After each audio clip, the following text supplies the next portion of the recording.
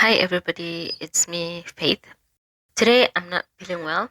I just moved from a really hot area to a really cold area. My body is struggling to acclimatize, but like Gigaba said during the 2018 budget speech, we gonna be white. I don't know what Melusi Gigaba was talking about. We're still not alright. Anyways, enough on gigabytes. So I just uploaded a video on Twebulo. I thought I would do a follow-up video on how to protect your home and business from Imikovu. This video is on Isigqiki-somkhovu. It is believed in the Zulu culture that when a witch makes umkovu using witchcraft, it is said that Lomkovu will sit on top of a cycad. Hence the name Isigqiki-somkhovu, which translates to English as the chair of Umkovu, meaning the cycad is a chair for Umkovu. Sometimes Isigqiki-somkhovu is used interchangeably with the name isidwaba-somkhovu. The name Isigqiki-somkhovu refers to most, if not all, cycads. So Isigqiki-somkhovu is not just a type of cycad, but it's a name that refers to most, if not all, cycads grown in South Africa. Cycads are the most primitive living seed plants with a fossil record that dates back to the Permian or the Carboniferous era. That's a million years ago. So this means that at one point in time, cycads could have been food for dinosaurs.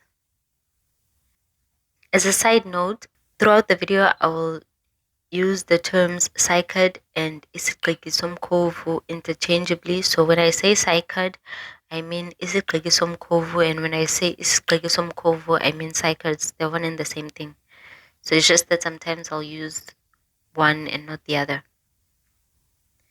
In South Africa, a permit is required to own a cycad because all cycads are protected by the national and provincial laws.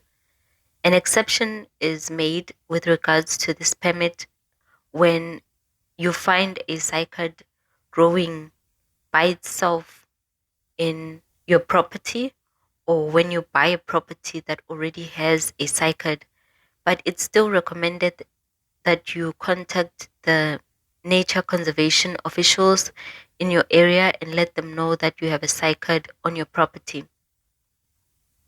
When buying a cycad, it's also very important to know when the cycad came from. The name Isigqiki-somkhovu applies to most, if not all, species with a trunk that belongs to the Encephalartos genus. This includes Encephalartos natalensis, Encephalartos galenkii, Encephalartos centicosus, Encephalartos lebomboensis, Encephalartos villosus, Encephalartos ferox, and Encephalartos ngoyanus, just to name a few. There are at least 23 Encephalartos species in South Africa. The genus name Encephalartos is a Greek word meaning bread in head in English, and the bread in head refers to the powdery or floury material in the trunk of some of the species that can be used to make bread-like floury food. In times of famine, the pith of the stem was used as a substitute for bread flour. Due to the similarities in some of the species have been confused with each other and thought to be the same or related. For example, Encephalatus centicosus is often confused with Encephalatus limbomboensis or the libombo cycad. This confusion stems from the fact that these two plants were initially thought to be related due to their similarity. It was Peter Johannes Forster, a South African botanist, that clarified the differences in the shapes of the male cones, and this resulted in the separation of the two species back in 1996. At both the Muti market in Warwick, Durban, and Faraday in Joburg, the Encephalatus natalensis is the species that is mostly sold. About 78% of Isigqiki-somkhovu that is sold is Encephalatus natalensis, and the other species are sold in smaller quantities. Even though a permit is required for possession of cycads, there is no real mechanism for monitoring the legal trade of cycads in South Africa. The conservation status of cycads varies from vulnerable to endangered to critically endangered, depending on the species and location. For example, Encephalatus natalensis is considered threatened, while Encephalatus galenkii and senticosus are considered as vulnerable and facing a high risk of extinction. Isigqiki-somkhovu has a long history of use as food, decorative plants, and traditional medicine. At both the Faraday and Warwick Muti market, Isigqiki-somkhovu is sold as stem fragments or pieces of stems that have been chopped up. It's also sold as bark strips. Isigqiki-somkhovu is planted in front of the gate in a home or a building to protect the home or the building from any attacks by evil spirits. The tree also protects against witchcraft. For example, when a witch carrying umuti enters the home or the building with Isigqiki-somkhovu planted at the gate, lumuti is rendered useless by the tree.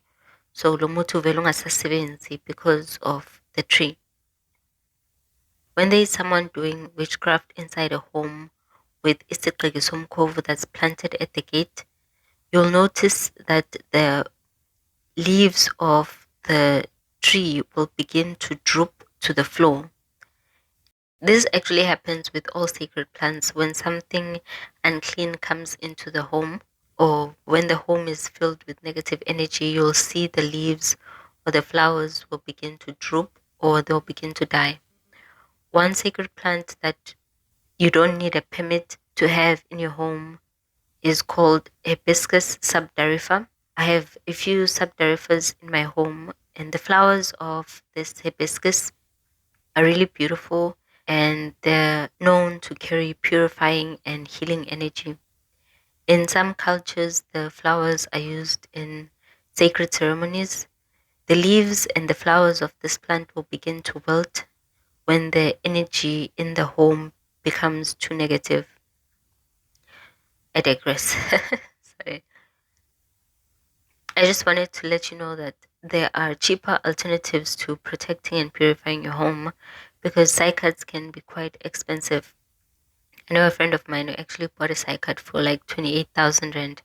So not everyone has 28,000 rand just to buy a cycad. But unlike hibiscus, Isigqiki-somkhovu is what you call isihlahla sokuqinisa umuzi. So if you adopt a lifestyle that does not believe in the killing of animals, for example, if you practice veganism, then you won't feel comfortable using amabhodlela to fortify or ukuqinisa ikhaya. So in such cases, you can use isigqiki-somkhovu or umatibatiba, which is another tree that you can use to fortify or ukuqinisa ikhaya. When someone sends umkhovu to your home, umkhovu will be compelled to sit on the cycad if you have a cycad in your home and it's planted at the gate. it's very important that you plant the cycad at the gate. Okay.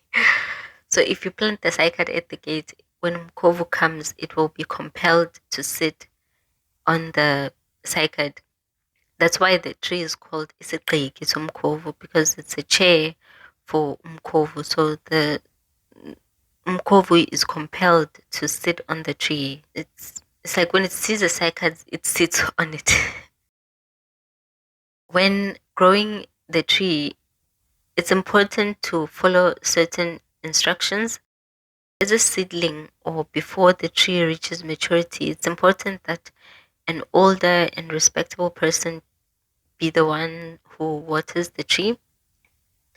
The plant is said to die or to get really dry and eventually die, even though you're watering it, if it's watered by just anyone, especially if someone is considered unclean.